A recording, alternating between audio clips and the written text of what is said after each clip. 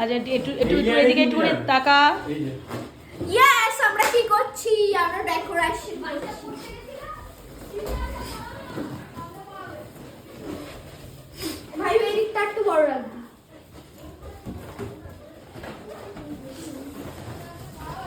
এই আর কোথায় ফিলার দেব রে?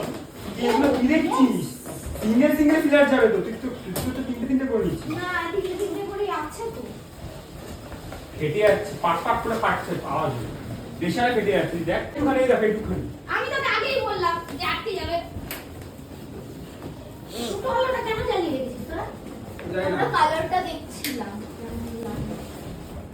না আমি শুরুটা না পেঁচিয়ে গেছে। সেটা আমি জানি, বললামই তো আমি আগে। চাবিটা ফটফট করে ফাটবে বেলুন। এবার ভাইও এবার সিঙ্গেল সিঙ্গেল করে বেঁধে দিবি। দাঁড়া বেশি হয়ে যাবে। হ্যাঁ। আচ্ছা এটা কার বার্থডে বেলুন সাজানো হচ্ছে? প্রিয়াঙ্কা পোদ্দার। প্রিয়াঙ্কা পোদ্দারকে তুমি কি স্পেশাল নাম দিয়ে ডাকো? টিকু। তখন আমার ভাইউর একদম ফাটাবে, তোমাদের সবাইকে দেখাবো। ওর মুখের এক্সপ্রেশনটা একটু দেখে মানে বলে যাবে যে কতটা ভয় পায়। আজকে বেলুন ফাটার ভয়তে কাঁদতে কাঁদতে ঘুমিয়ে পড়েছে। আর কানে হাত দিয়ে বসে থাকে। লিখছে অলরেডি একটা কানে হাত দিয়ে রাখো। তাহলে এইগুলো উঠবে না, এটাকে বক্স দিয়ে তারপর নিচে একটু বন্ধ করে। এটা কি তৈরি করতে চাইছিস কি?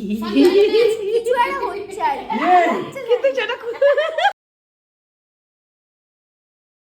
আর এটাই হলো সেই ফাইনাল আউটপুট 2 ঘন্টা ধরে খাটাখাটনি করার পরে যেটা আমরা রেডি করেছিলাম। আর তারপর কেকটা কাটার জাস্ট 2 মিনিটের মধ্যে সব বেলুন জাস্ট ফাটিয়ে দিয়েছে সবাই হামলে পড়ে।